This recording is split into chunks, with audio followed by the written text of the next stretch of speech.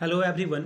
मैं मिथुन सिंह स्वागत करता हूं आप सभी का। आशा करता हूं आप सभी बहुत अच्छे होंगे। बात करेंगे विनोबा भावे हजारीबाग के पेडागोजी ऑफ ज्योग्राफी के पेपर को। इसका एग्जाम 8/11/2025 को हुआ था। इसके आंसर की को हम लोग देखेंगे और ये बहुत मतलब बेहतरीन बात है कि एक कम्युनिटी में जब आप एक परिवार के तौर पर काम करते हो तो बहुत ही आनंद आता है। और संदीप जी का बहुत बहुत शुक्रिया जिन्होंने ज्योग्राफी का पेपर भेजा और बहुत ही नीट एंड क्लीन इन्होंने एचडी में जो है सारा पीडीएफ भेजा है। We are so thankful Sandeep ji कि आपने ये पेपर हमें सेंड किया। और देखिए अभी ना दो चीज़ें मैं आपसे फिर से डिमांड में लाना चाहता हूँ, शायद किसी के पास वो होगा ताकि सभी लोगों का फायदा हो जाए। सबसे पहले एसएसटी यानी कि सामाजिक विज्ञान के लिए हमारे पास पेपर नहीं है। 2023-25 का सेशन का पेपर नहीं है।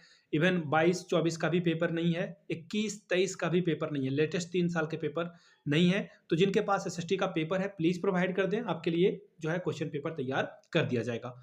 आगे देखिए बायो साइंस वाले भी ध्यान में रखिएगा। बायो साइंस का भी पेपर हमारे पास लेटेस्ट वाला 23-25 का और जो ये 22-24 है इसका पेपर नहीं है। अगर किन्हीं के पास है तो प्लीज़ सेंड करें ताकि इसके ऊपर वीडियो बनाई जा सके। ठीक है, चलिए आगे बढ़ेंगे और पेडागोजी ऑफ ज्योग्राफी के पेपर को देखेंगे किस तरह का पेपर आया हुआ था और आपको कैसी तैयारी करनी चाहिए। जिनका पेपर 2 में ज्योग्राफी है उनके लिए तो ये क्वेश्चन पेपर देखना मस्ट है, जरूरी है। आप देखेंगे इसे। अब यहाँ से देख लीजिए, ये रहा आपका पेपर पेडागोजी ऑफ ज्योग्राफी 1 का 22-26 सेशन का ये पेपर था। 1.5 घंटे का वक्त मिलता है। 40 नंबर में आपको 18 नंबर लाना होता है टू क्वालिफाई दिस एग्जामिनेशन। पहला सवाल देखिए क्या है ग्रुप ए में। सबसे पहले मैं सवाल आपको दिखा देता हूँ, ठीक है। ग्रुप बी का सवाल आप देख लें, स्क्रीनशॉट ले लीजिए, ठीक है। भूगोल का क्या अर्थ है इसको स्पष्ट करिए। भूगोल शिक्षण का उद्देश्य क्या है वो बताएं। भूमंडलीय तापक्रम वृद्धि से क्या समझते हैं आप। भूगोल पाठ्यक्रम से आप क्या समझते हैं। छठा सवाल था भूगोल शिक्षण में जो टीएलएम है उसके बारे में बताएं। और ग्रुप सी में भूगोल की प्रकृति और क्षेत्र का वर्णन करें। जल चक्र क्या है, अर्थव्यवस्था में नहीं की भूमिका को लिखिए। और ये रहा आपका भूगोल पाठ्यक्रम के महत्व को स्पष्ट करिए।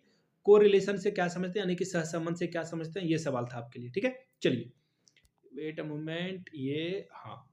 अब एक एक करके एमसीक्यू को देख लेते हैं हम लोग किस तरह का एमसीक्यू पूछा गया था। और एक और बात है, खोट्टा का भी पेपर जो है आपके साथ में डिस्कस कर दूंगा। खोट्टा का जो पेपर 1 का क्वेश्चन पेपर था वो भी आपके साथ में डिस्कस कर दूंगा। यहां से देखिए पहला सवाल देखिए क्या बोला गया है कि भूगोल के जनक कौन थे।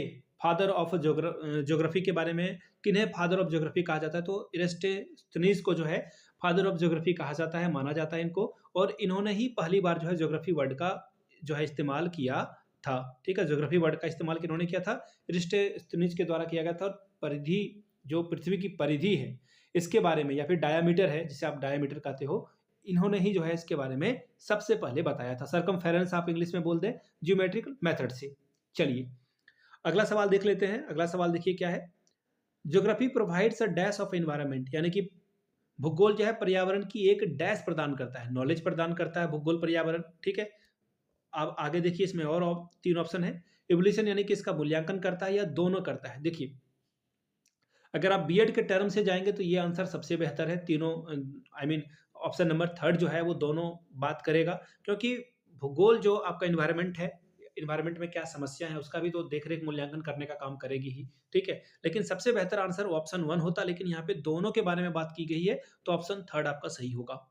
सी, globe is a correct replica of, यानी कि भूगोल जो है एक सही प्रतिकृति है किसकी, यूनिवर्स की, वर्ल्ड की, कॉन्टिनेंट की, या फिर कंट्री की। देखिए यहाँ पर ब्रह्मांड के बारे में ग्लोब नहीं बताता हमें, ना ही कॉन्टिनेंट के बारे में बताया, ना ही कंट्री के बारे में।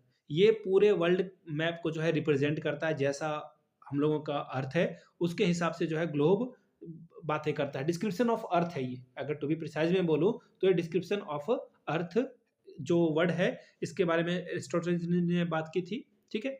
अगला सवाल ग्रुप डी का, ग्रुप नहीं बल्कि क्वेश्चन नंबर डी का, which of the following does not belong to practical geography, कौन जो है ज्योग्राफी से संबंधित नहीं है। निम्नलिखित में से कौन सा प्रायोगिक ज्योग्राफी से संबंधित नहीं है, भूगोल से संबंधित नहीं है। देखिए प्रायोगिक यानी कि प्रैक्टिकल की बात हो रही है। मैप ड्रॉ करोगे तो ये प्रैक्टिकल है या नहीं, आप खुद से पूछिए, बिल्कुल है।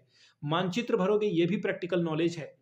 चार्ट ऑफ रेनफॉल यानी कि आप कहाँ कहाँ पे कितना रेनफॉल हो रहा है ये भी तैयार करोगे, ये भी प्रैक्टिकल नॉलेज है। लेकिन अगर आपको किसी रीजन के बारे में जानना है कि कनाडा में किस तरह का मौसम होता है, अमेरिका में किस तरह का मौसम होता है, वहाँ पे क्या क्या वनस्पति उगती है, ये तो आप रट के भी याद कर सकते हो। तो ये प्रैक्टिकल नॉलेज नहीं है। ऑप्शन 4 आपका सही जवाब हो जाएगा, ठीक है। पांचवा सवाल, which is the best visual add in teaching geography? भूगोल पढ़ाने का सबसे अच्छा दृश्य सहायक उपकरण कौन सा है? ग्लोब है, ठीक है भाई, मैप है, ये भी सही है, दोनों सही है, ठीक है। अब देखिए चार्ट है या फिर डायग्राम है, लेकिन यहाँ पर एक वर्ड पे आप लोगों ने ध्यान दिया क्या?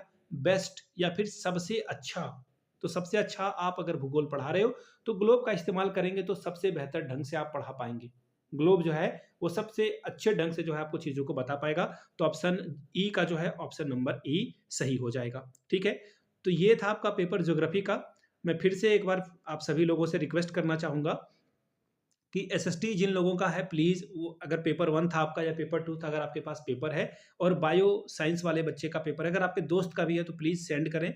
हमें 23-25 का पेपर नहीं मिला है, 22-24 का पेपर नहीं मिला है, 23-21 का या 21-23 का जो भी आप बोले, ये सब पेपर हमारे पास नहीं है। Please send us. और नंबर मैं आपको बता दूँ 7979054474। इससे जो है आपको इस पे व्हाट्सएप करके आप जानकारी दे सकते हैं। वीडियो को आपने यहाँ तक देखा है, प्यार दिया है, इसके लिए आप सभी का बहुत बहुत शुक्रिया। Have a good day.